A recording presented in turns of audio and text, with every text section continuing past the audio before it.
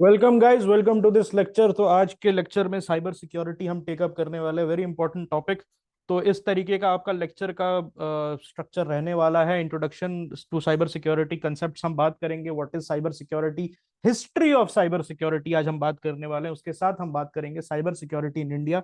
फिर हम बात करेंगे इंडिया का जो साइबर सिक्योरिटी लैंडस्केप है 2024 में वो कैसा दिखता है, गवर्नमेंट इनिशिएटिव्स क्या क्या हैं, okay, international cooperation which is very very necessary for cyber security because as you know they say कि when it comes to technology you don't know the best। आपको कोलैबोरेशन करना पड़ेगा, तभी जाके बेस्ट माइंड्स के साथ आप बेस्ट टेक्नोलॉजी बना सकते हैं। देन साइबर वॉरफेयर का कंसेप्ट हम लोग डिस्कस करेंगे। कैसे पीपल्स लिबरेशन आर्मी, कैसे Pakistani army, the Pakistani forces, the Chinese forces, forces from outside India, basically forces which are hostile to Indian interest, वो कैसे हम पे वॉर वेज कर रहे हैं through the cyber front. And then we will discuss the terms and concepts, the challenges और future क्या है साइबर सिक्योरिटी का इंडिया में, उसको डिस्कस करेंगे। देन फाइनली कुछ मेंस के प्रैक्टिस क्वेश्चन है जो मैंने आपके लिए बनाया है, अब हम उसको भी डिस्कस कर लेंगे। Okay, let us start. तो साइबर सिक्योरिटी होता क्या है? तो साइबर सिक्योरिटी का मतलब होता है the practice of protecting systems, network and programs from digital attacks. Okay, आज के डेट में ये समझ लो that everything is digital. Okay, everything that happens in the country is connected to something और द अदर डिजिटल। तो यहां पर क्या है कि मैनुअल चीजें घटती जा रही हैं at a very rapid pace. मैं एग्जांपल देता हूं, हॉस्पिटल्स 100% डिजिटल हो गई।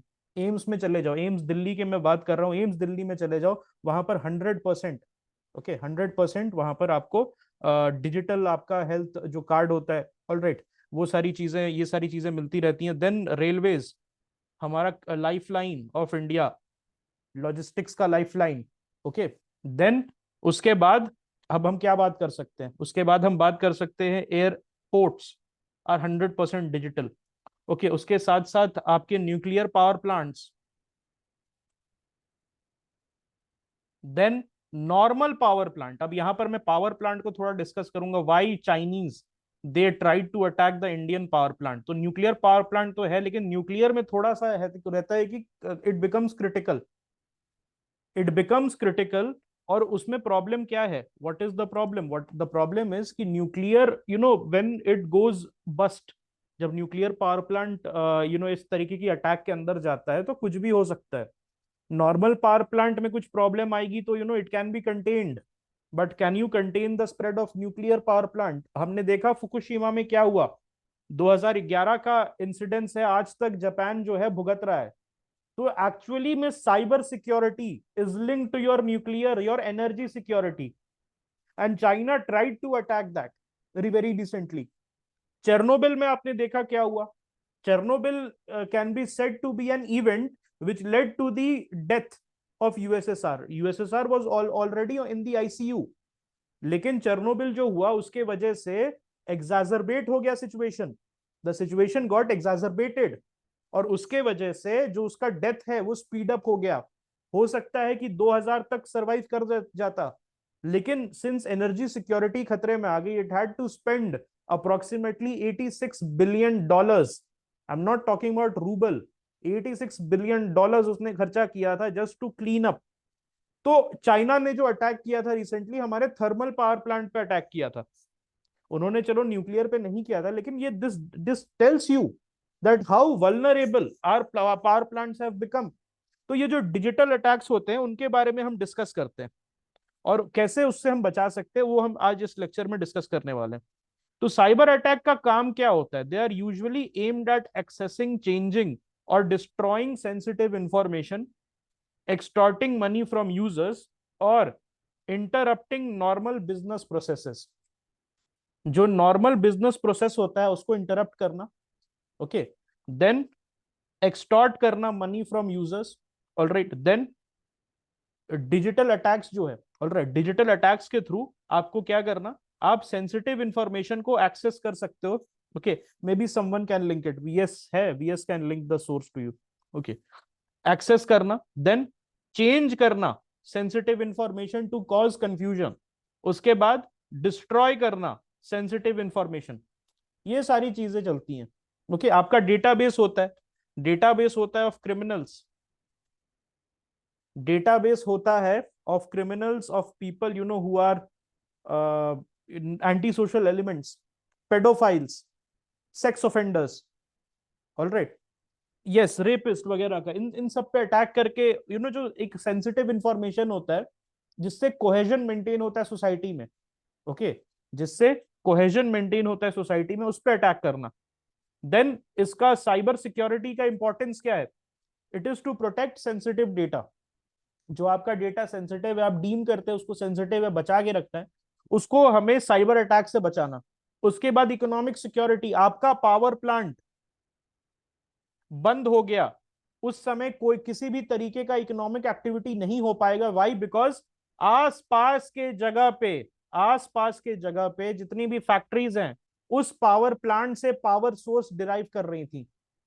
The moment the power plant came under a cyber attack, the moment the power plant came under the cyber attack, okay, so वहां पर क्या हुआ, जितने भी इंफ्रास्ट्रक्चर प्रोजेक्ट्स थे who were dependent on that power plant, वो सारे stop हो गए। Then this leads to loss of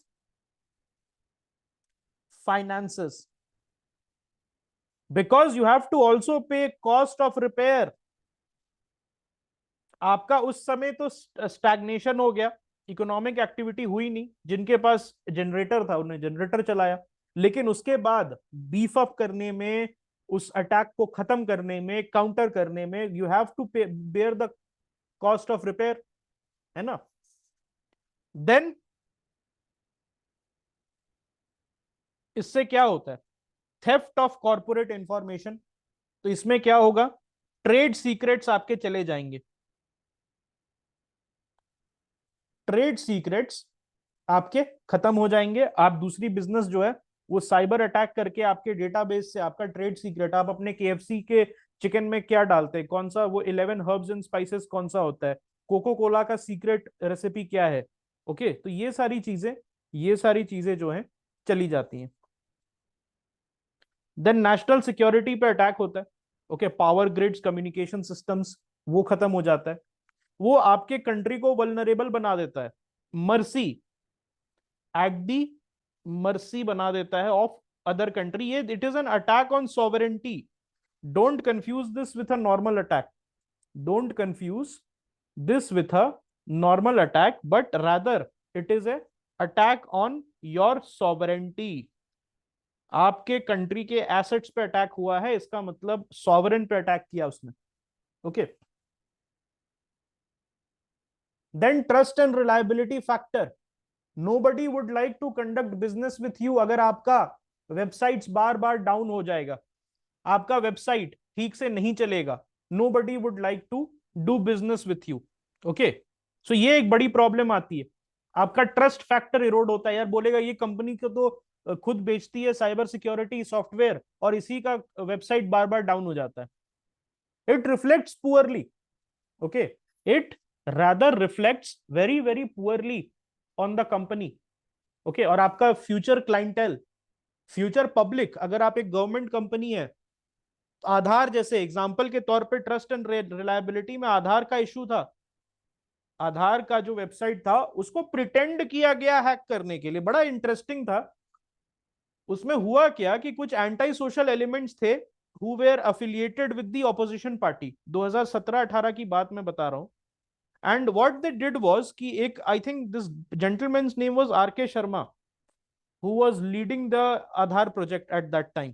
Okay, he was some IS officer और UIDAI के प्रोजेक्ट को लीड कर रहे थे। व्हाट हैपेंड वाज दैट आधार, उनका जो पर्सनल इंफॉर्मेशन था वो गवर्नमेंट डेटाबेस में पब्लिक था।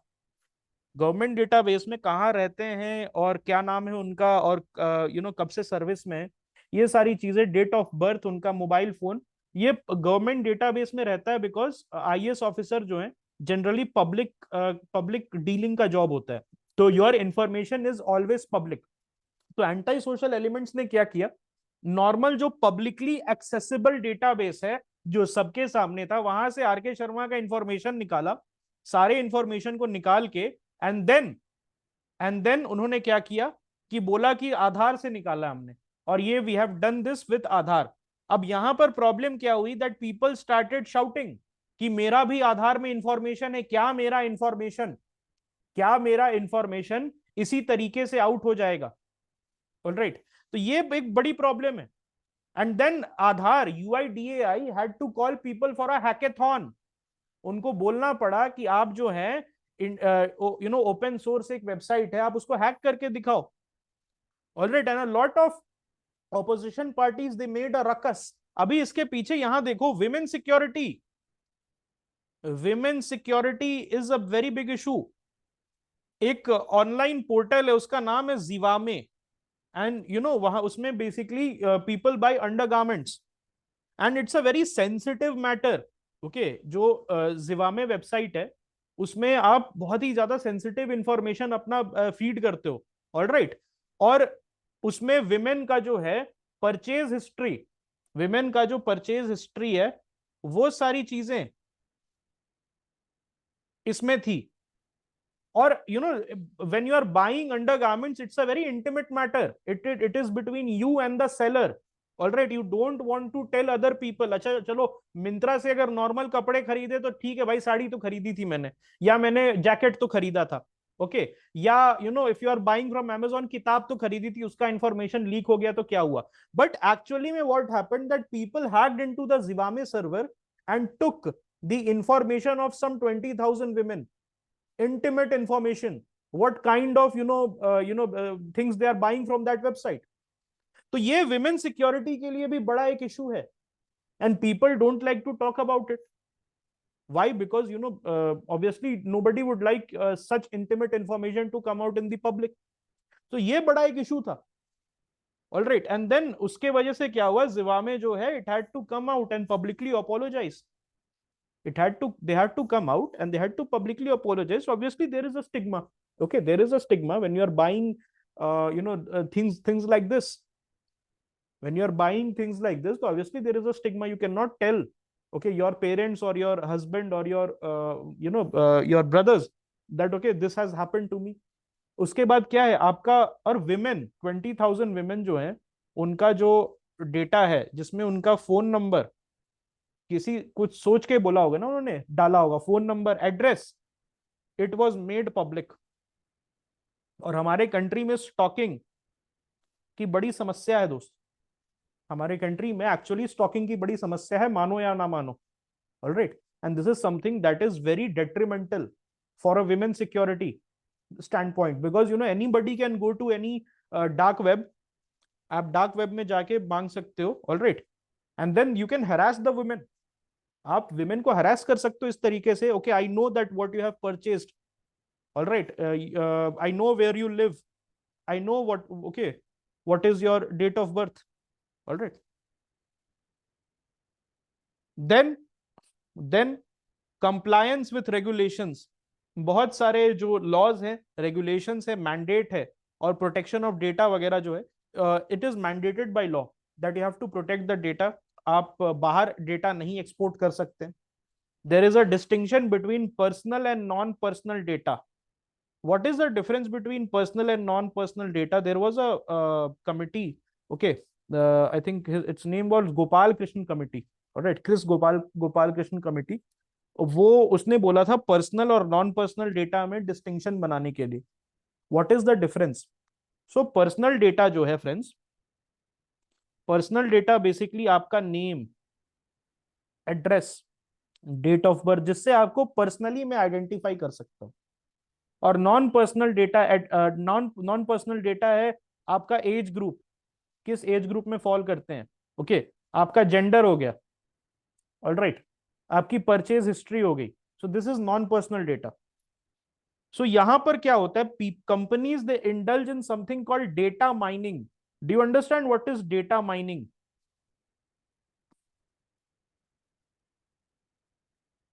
डेटा माइनिंग ये होता है, कभी ऐसा हुआ है कि आपने टाइप किया व्हाट्सएप में डॉग फूड, या टाइप किया I want to eat something, भूख लगी है मुझे, तुरंत जोमेटो के एड्स आने शुरू हो गए, तुरंत जोमेटो के एड्स आने शुरू हो गए। You are typing something, speaking something, अचानक से आपको एड्स दिखने लगे। So that is called data mining. WhatsApp free क्यों है? व्हाट्सएप फ्री क्यों है? What is the reason WhatsApp is free? Because you are the product my friend. WhatsApp जो है अपना पैसा डेटा माइनिंग से कमाती है। जो तुम टाइप करते हो, ओके, मैं नया फोन लेने का सोच रहा हूं फ्रेंड, तुरंत आपको फ्लिपकार्ट और अमेजोन का टारगेटेड एडवर्टीजमेंट इसको बोलते हैं, वो आना स्टार्ट हो जाएगा। ऑलराइट, वो आना स्टार्ट हो जाएगा। आप बोलोगे मेरे मेरे मेरा आटा खत्म हो गया, तुरंत आपको जेप्टो, जोमैटो, स्विगी, इंस्टामार्ट का एड आना स्टार्ट हो जाएगा। ऑलराइट, तो यहां पर, ऑलराइट, यहां पर आप देख रहे हो डेटा माइनिंग हो रहा है। अब डेटा माइनिंग रिस्पॉन्सिबली, ऑल ऐसा होता है कि आप मना नहीं कर सकते हो कंपनी को डेटा माइन करने के लिए, लेकिन you can make a distinction between personal and non-personal data. That is very important, my friend. All right. Okay, no issues, no issues. You can see the recording. All right. Bye bye. ठीक है, अब यहां पर देखो। All right, यहां पर देखो that this is what is happening in the landscape of our country.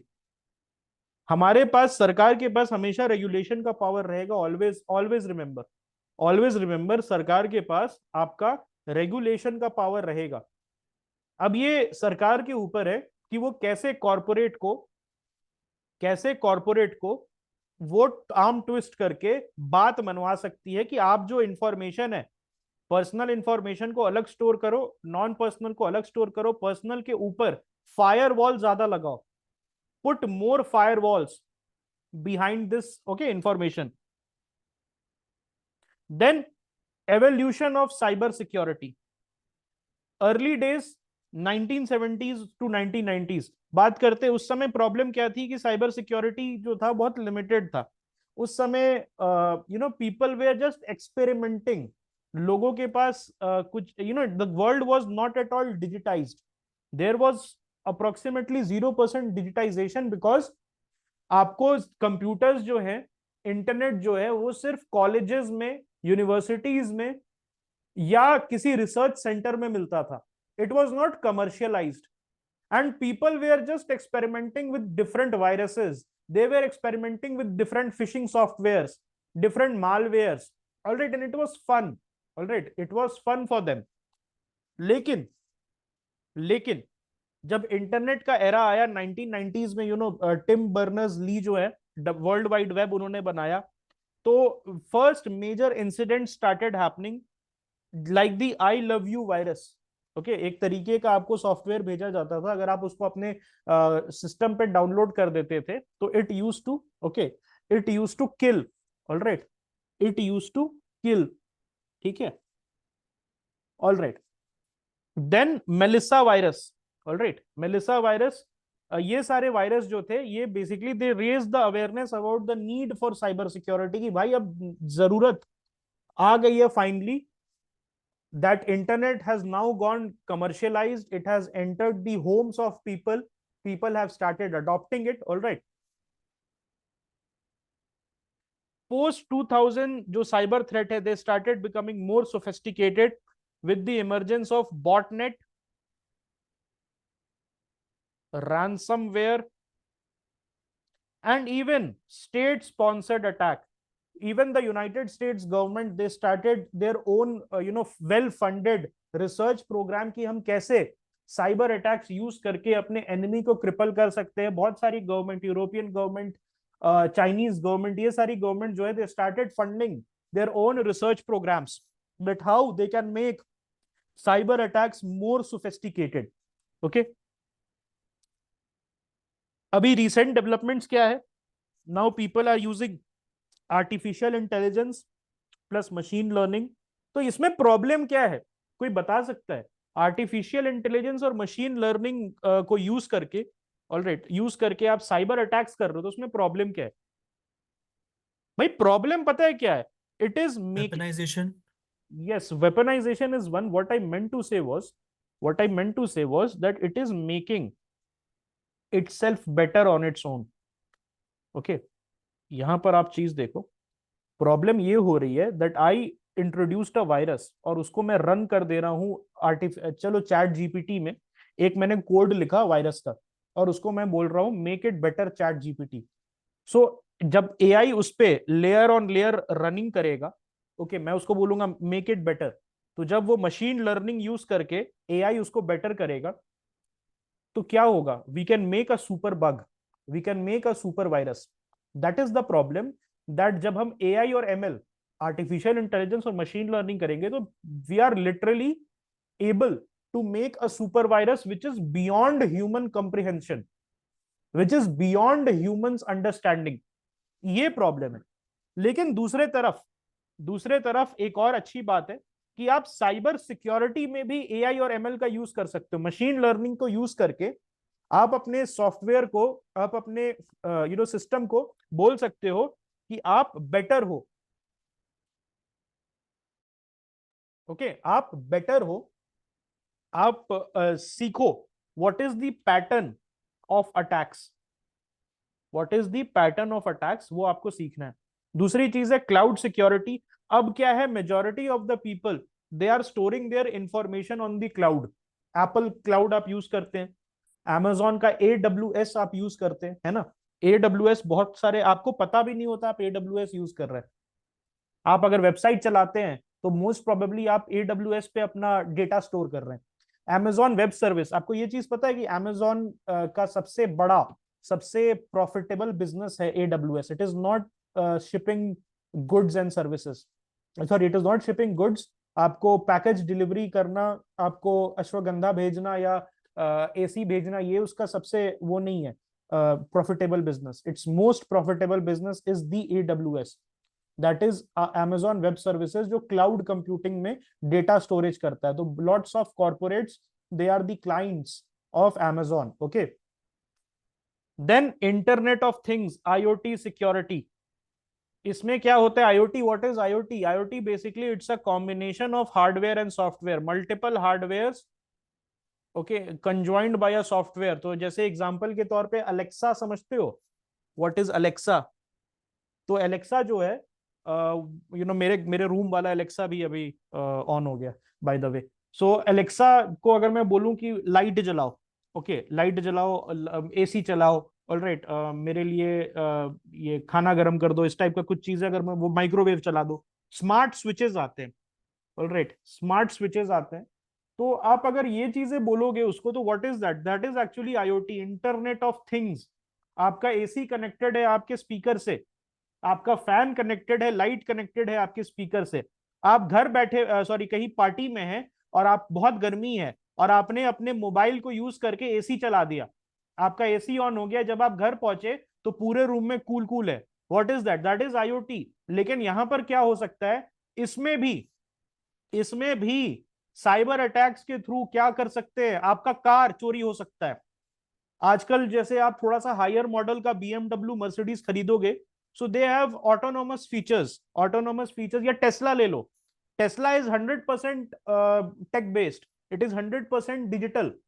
तो उसमें होता क्या है, इसमें होता क्या है फ्रेंड, बेसिकली आप बैठे हुए घर में सोए हुए हैं, you are sleeping at your house और आपको लगा कि मेरा तो कार पार्क्ड है, मेरा तो कार पार्क्ड है, somebody hacked into your Tesla, somebody hacked into your 2 crore BMW और उसको ऑटोनॉमस ले जाके उसको भंगार में बेच दिया जाके, वो अपने आप ड्राइव करके भंगार वाले के पास चला गया।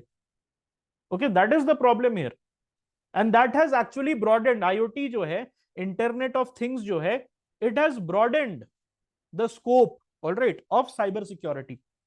देन रिमोट वर्क वल्नरेबिलिटी, एक ये भी प्रॉब्लम आ गई है। कोविड-19 के चलते बहुत सारे लोग रिमोट वर्क पे शिफ्ट हो गए और उसके चलते जो आर्किटेक्चर है, आर्किटेक्चर हैज शिफ्टेड। अब यहां समझो क्या प्रॉब्लम है, बहुत ध्यान से समझना what I am telling you guys यार, ये कॉर्पोरेट के लिए बड़ा एक डेडली चीज है। पहले क्या होता था, आप ऑफिस में जाते थे, अपना जो आईडी कार्ड है उसको पंच इन करते थे, ऑफिस का दिया हुआ सिस्टम पे बैठते थे, ऑफिस का दिया हुआ system was connected to the office server और ऑफिस सर्वर को मॉनिटर करते थे 10 लोग। आज के डेट में क्या, everybody is working from home और उनके पास ऑफिस का एक्सेस है। तो यहां पर monitoring has become a problem, क्योंकि पहले क्या था, आप एक कंट्रोल्ड एनवायरनमेंट में, आपको स्ट्रिक्ट बोला जाता था कि ऑफिस का लैपटॉप या ऑफिस का सिस्टम यूज करो which will be connected to the office wifi, और ऑफिस का वाईफाई जो है वो सर्वर से कनेक्ट होगा, और सर्वर से जैसे ही कनेक्ट होगा तो there used to be a team of cyber security experts.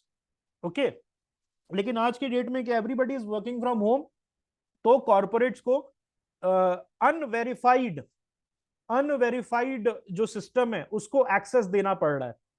That is one of the problems. Okay,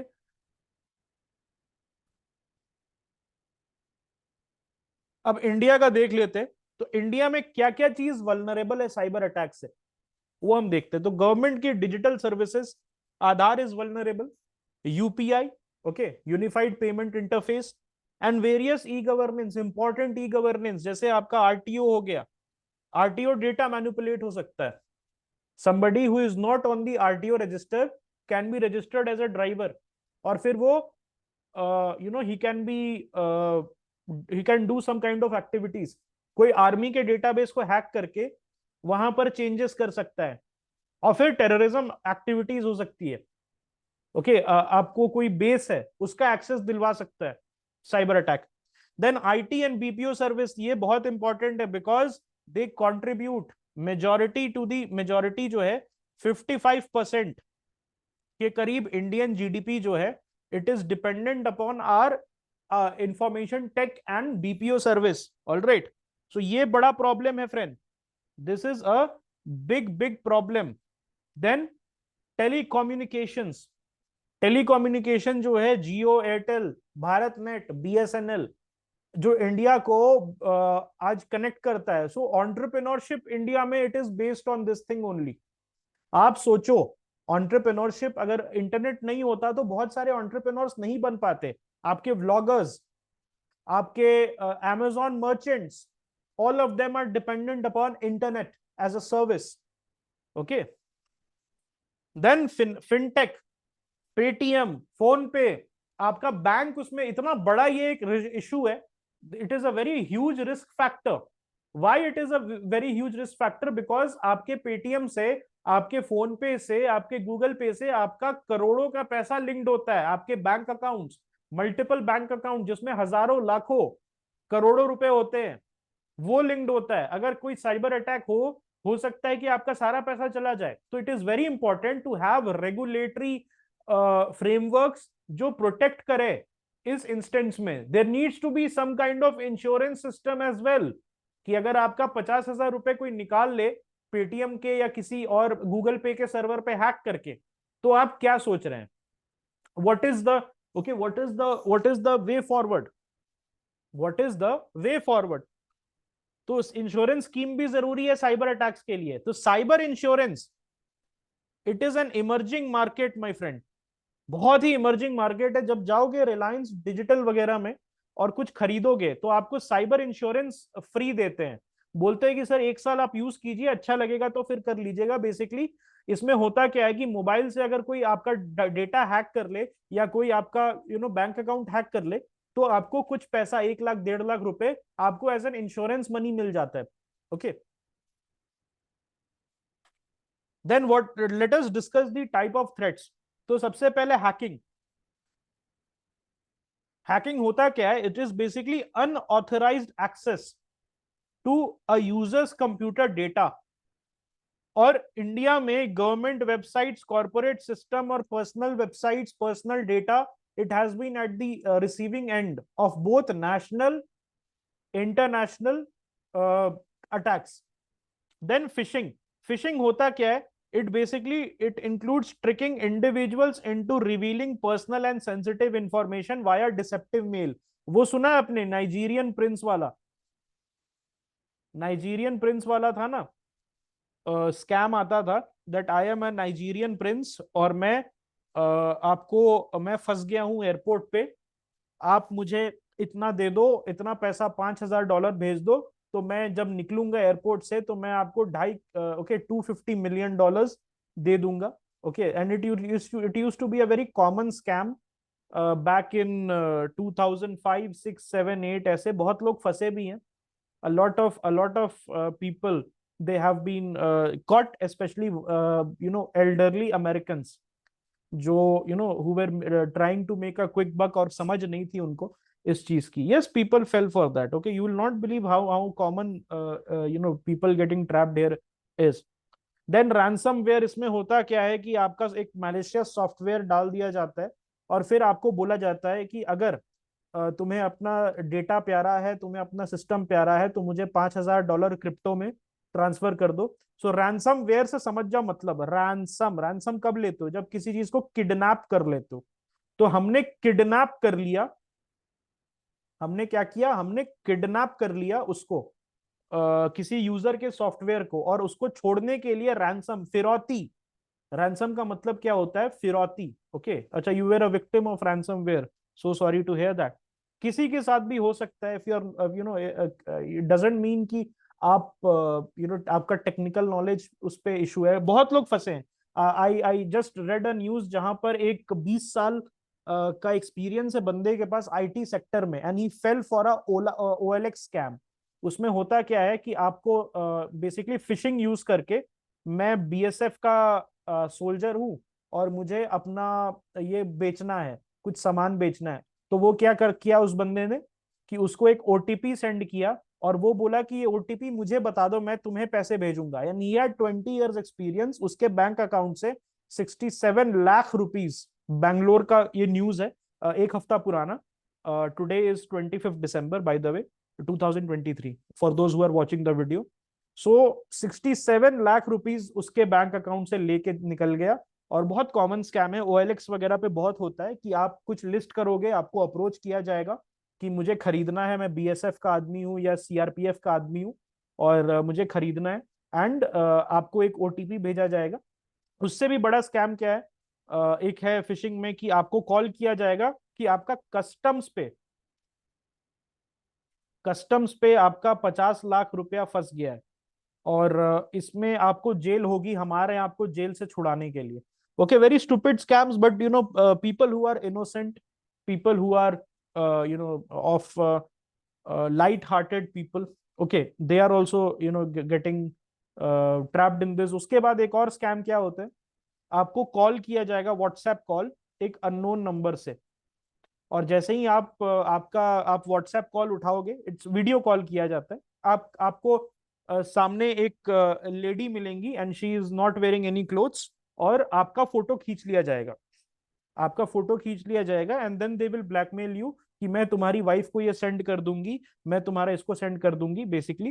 and lots of people, okay, I belong to the police background, तो बहुत सारे cases आते हैं जहां पर innocent men, they get very scared, और फिर उनको बोला जाता है 10 लाख रुपए भेज दो, एंड पीपल सेंड दैट. आप अगर पुलिस पे बिलीव नहीं करते, पुलिस पे ट्रस्ट नहीं करते, तो आप फॉल कर जाओगे इस टाइप के स्कैम के लिए.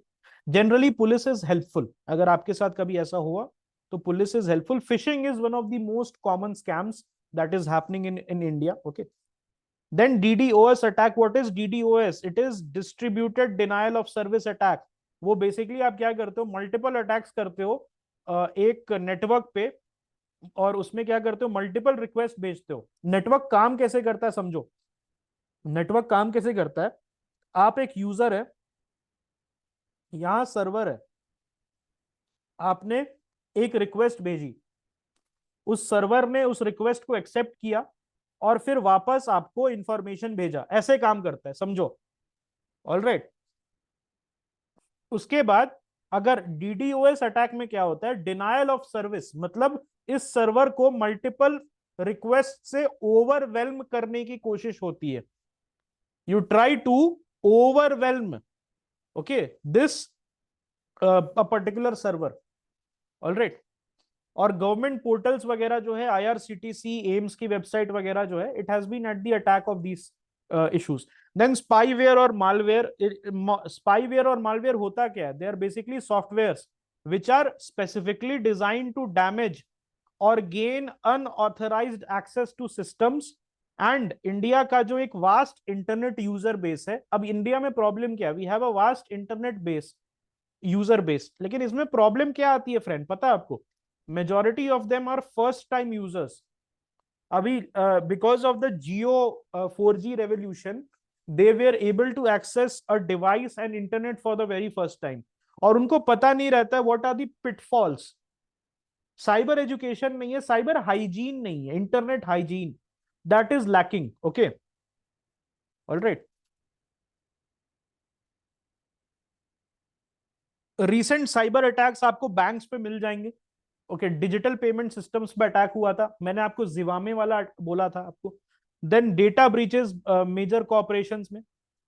उसके बाद कोविड 19 रिलेटेड फिशिंग स्कैम्स, कि आपका कोविड 19 का पास नहीं बना है, हम आपको पास बना देंगे, इस लिंक पे आप क्लिक करो, when you click that link आपके सारे पैसे चले जाते हैं। Okay, then attack um on government portals and database, अभी एम्स पे अटैक हुआ था recently, it was overwhelmed. So सरकार जो है, it has increase its focus, the government has increase its focus and initiatives like cyber Surakshit Bharat, और उसमें क्या है, cyber Kendra, they are they have started something called the cyber सुरक्षा केंद्र। तो ये होता क्या है, so these are basically centers which are dedicated to protect the government centers, the government servers and the government architecture, cyber architecture from attacks. Okay, I'll just show you, ये देखो, इसको बोलते हैं साइबर स्वच्छता केंद्र। तो साइबर स्वच्छता केंद्र है क्या, it is basically a botnet cleaning and malware analysis centre, जहां पर गवर्नमेंट जो है वो इंडस्ट्री के लीडर्स को रिक्रूट करती है, बहुत अच्छी सैलरी देती है। I was looking at the salary, I think 30-40 lakh रुपए का पैकेज मिलता है if people has 10 years of experience in the cyber security sphere. तो वहां पर आपको सरकारी जो सरकार है वो आपको 40 लाख 45 लाख रुपए तक सैलरी दे रही है। एनीवेज, तो यहां पर आप देख रहे हो कैसे जो सरकार है, और it has started this cyber Swachhta केंद्र, and this is the defence secretary, ये रविशंकर प्रसाद जी है। ऑलराइट, बाकी का तो मैं नहीं बता सकता। एनीवेज, तो ये साइबर स्वच्छता केंद्र है क्या, it was established as part of the CERT In, what is CERT In, that is the Indian Computer Emergency Response Team, very important for prelims as well, please remember, Indian Computer Emergency Response Team, that is CERT-IN. It functions as a botnet cleaning and malware analysis center. और it is basically, ये क्या करता है, आपको personal तो help करेगा ही, but इसका dedicated काम है to protect government architecture. Okay, personal architecture के लिए भी ये एसओपीज सॉफ्टवेयर डेवलप करेगा, फ्री टूल बनाएगा for detection and removal of malicious software. Alright, then government is also pushing for cyber insurance, बहुत सारी कंपनीज है इस फेयर में काम कर रही है, एयरटेल वगैरह भी आपको साइबर इंश्योरेंस प्रोवाइड करती है एयरटेल के ऐप से, वहां पर आप जा सकते हैं, साइबर इंश्योरेंस ले सकते हैं, और उसमें क्या होता है, अगर आपका डेटा लीक होता है तो you get some kind of monetary compensation, अगर आपका बैंक अकाउंट हैक होता है तो you get some kind of monetary compensation, जिससे जो आपका टोटल लॉस है वो उतना ज्यादा वो प्रोमिनेंट ना रहे। ओके, उसके साथ उन्होंने I4C सेंटर्स, सरकार ने एक I4C सेंटर बनाया, what is that, that is the Indian cyber crime coordination centre, और एक उन्होंने एक और चीज बनाई है, that is NCIIPC। What is that NCIIPC, that is national critical information infrastructure protection centre, जो क्रिटिकल इंफॉर्मेशन है उसको प्रोटेक्ट करने के लिए, क्राइम के कोऑर्डिनेशन के लिए, जब साइबर क्राइम हो जाती है तो lots of people get active, that is your police get active, police ji भी एक्टिव हो जाते हैं, उसके साथ सीबीआई, अगर बहुत ज्यादा बड़ा स्कैम है तो सीबीआई भी एक्टिव हो जाता है, तो multiple individuals, multiple organisation they get active, तो उसको कोऑर्डिनेट करने के लिए मिनिस्ट्रीज गेट एक्टिव, कोऑर्डिनेट करने के लिए उन्होंने ये coordination centre, I4C coordination centre, उसके साथ साथ उन्होंने जो क्रिटिकल इंफॉर्मेशन को है, जो इंफ्रास्ट्रक्चर है हमारा, ऑलराइट, इंफ्रास्ट्रक्चर है उसको प्रोटेक्ट करने के लिए NCIIPC किया। ये याद रखना, आपके आंसर में जाना जरूरी है, नहीं लिखोगे तो अधूरा रह जाता है आंसर। ऑलराइट, रेगुलेटरी फ्रेमवर्क के लिए IT एक्ट पास किया गया है, डेटा प्रोटेक्शन रेगुलेशन पास किया गया है, which is based on the European unions GDPR, ये 2016 का प्रीलिम्स क्वेश्चन है by the way. Okay, so GDPR है क्या? GDPR is basically a data storage and data processing law. उसमें बहुत ज्यादा स्ट्रिंजेंट लॉ है। It is a very pro consumer law and it is said to be introduce to keep the corporate in check. Okay, और I have told you about CERT In, उसका cyber Swachhta Kendra बता दिया मैंने। Then NCIIPC, the national critical information infrastructure protection centre. Then I4C initiative, alright, वो भी आपको मैंने अभी बता दिया। Alright, then new initiative cyber security strategy जो है उसको सरकार रिवाइज कर रही है, अपडेट कर रही है according to the modern challenges. Then cyber hygiene पे फोकस, जहां पर मासेस को बताया जा रहा है, people go to schools, they go to offices, they are going to other kendras। केंद्रास मतलब जहां पर कम्युनिटी हॉल्स हो गया, ये सारी चीजें हो गई, वहां पर जाके जहां पर पीपल से कनेक्ट हो पाए। ओके, जहां पर पीपल से कनेक्ट हो पाए वहां जाके उनको साइबर हाइजीन के बारे में बता रहे हैं, उनको बेसिकली एस केस स्टडीज के थ्रू बता रहे हैं दैट ये देखो ये सुनीता है, इसका 10 लाख रुपए चोरी हो गया, इस टाइप का लिंक आया था, आप ऐसा मत करना। Okay, then PPP partnership, public private partnership, इसमें क्यों जरूरी है? बिकॉज द बेस्ट टैलेंट्स, मैंने लास्ट क्लास में भी बताया था, best talents in the digital sphere, in the digital sphere exists in the private sector. तो जो सरकार है, it can not be the best pay master, वो करोड़ों रुपए नहीं दे सकती है। और इसके चलते जो बेस्ट टैलेंट है, obviously they are going to go to places which have the best pay masters. और उसके लिए लेकिन सरकार एक काम कर सकती है कि for cyber security private sector को हायर कर सकती है, प्राइवेट सेक्टर को एज अ कंसल्टेंट हायर कर सकती है। ओके, ओके, साइबर वॉरफेयर है क्या? अब हम साइबर वॉरफेयर पे आ जाते हैं। तो it is basically the use of digital attacks by nations. तो यहां पर state, okay, it's a state sponsored thing. It can also be non-state sponsored, but when the state sponsors it, it becomes more structured. तो basically आप use करोगे digital attacks को, आप दूसरे अपने एनिमी कंट्रीज के डिजिटल जो इंफ्रास्ट्रक्चर है उसको डिसरप्ट करने के लिए। ओके, ये क्यों है? ये आपके नेशनल सिक्योरिटी को मेंटेन करने के लिए। It is seen as a, आप किसी से बदला लेने के लिए। सपोज चाइना ने आप पे अटैक किया, तो आप चाइना पे वापस अटैक करने का अगर आपके पास मादा है, अगर आपके पास कैपेबिलिटी है, तो China will think twice before attacking again. Okay, then economic impact, उसका इकोनॉमिक इम्पैक्ट भी होता है। आपको लॉस हुआ, तो you have to make sure कि एनिमी को भी लॉस हो, because when cyber warfare happens, both sides, all right, they lose some kind of finances, they lose some kind of money. Then information warfare, वो भी एक important है, ये propaganda फैलाना। अभी रिसेंटली क्या हुआ था, आपने देखा था, पाकिस्तान में इंटरनेट बैन हो गया था। वाई वाई डिड पाकिस्तान में इंटरनेट बैन हो गया था? बिकॉज इमरान खान का एआई वीडियो जो है, आर्टिफिशियल इंटेलिजेंस वीडियो, जिसमें वो एक स्पीच दे रहा था, that was uploaded on YouTube. Okay, that was not related to Dawood Ibrahim as was propagated by idiots of our country. लेकिन एक्चुअली में हुआ क्या था, एआई जो है, एआई वीडियो बनाया गया था, प्रॉपर उसको वॉइस ट्रेनिंग देके। एंड देन क्योंकि इमरान खान जेल में है और वो क्या कर रहा था, एनार्की स्प्रेड करना चाह रहा था पाकिस्तान में, तो पाकिस्तान में एनार्की स्प्रेड करना चाह रहा था, तो इसीलिए बैन कर दिया गया, बैन कर दिया गया उस वीडियो को, और इंटरनेट को नीचे करना पड़ा। सो that is the capability of artificial intelligence, that is the, all right, that is the capability of artificial intelligence. It was not exactly deep fake, it was AI generated. deep fake होता क्या पता है? deep fake मैंने class भी लिया था, if you guys remember, मैंने उसमें बताया भी था आपको हाउ डज इट वर्क, वो वीडियो है यूट्यूब पे। तो डीप फेक में होता क्या है कि मैं बोल रहा हूं, अब मैं गा रहा हूं, ठीक है, सिर्फ आई एम सिंगिंग समथिंग, और उस पे वॉइस का लेयर लगा दो और मैं किशोर कुमार जैसा गाने लगूं। So it has to be some kind of a person behind who is speaking, who is doing that thing.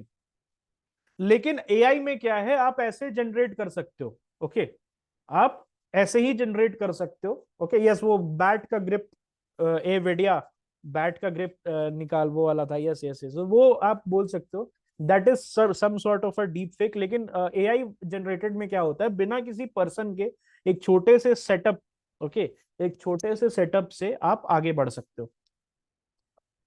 क्या क्या साइबर वॉरफेयर टैक्टिक्स है? एस्पियोनाज, आप इन्फिल्ट्रेट कर सकते हो दूसरे के सिस्टम में, स्टील सेंसिटिव गवर्नमेंट और मिलिट्री इंफॉर्मेशन।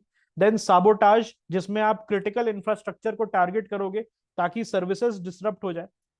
प्रोपोगंडा फैलाना, ओके, दूसरे कंट्रीज में, जैसे एक था नीट, नीट का रिजल्ट जो था 2020 की बात है, कोविड के समय, तो उसमें ट्रेंडिंग चला था मोदी हटाओ, मोदी हटाओ ट्रेंड चला था। तो maximum maximum of the Modi हटाओ trend was coming from Iran and Pakistan. और ईरान से नहीं आया था, it was the Pakistani bots who were using the Iranian VPN. Okay, so इस तरीके से प्रोपेगेंडा फैल सकता है against the government. Then ransomware attack, जहां पर सरकार को ब्लैकमेल कर सकते हैं क्रिटिकल इंफॉर्मेशन होस्टेज रख के। Then denial of service attack, specially for government portals, जो कि daily functioning, day to day functioning of the government के लिए इंपॉर्टेंट है। आप उसमें, okay, you can see that आप ओवरवेलम कर सकते हो नेटवर्क्स को, जिससे जो क्रिटिकल गवर्नेंस है that comes down. Okay,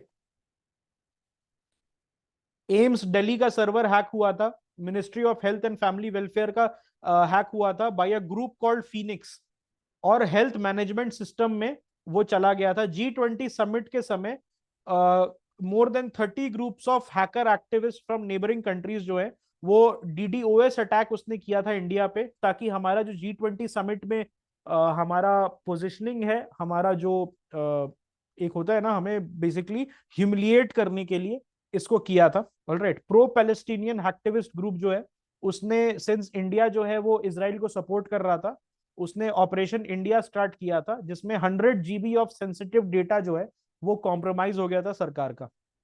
okay, what is a firewall?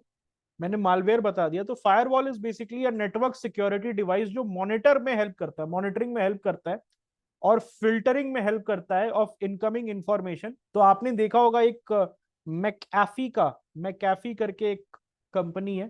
Then there are lot of companies who are offering आजकल फायरवॉल। तो आपको फायरवॉल हेल्प करता है एक वॉल की तरह, कि इंफॉर्मेशन जो है वो अंदर जाने से रोकता है।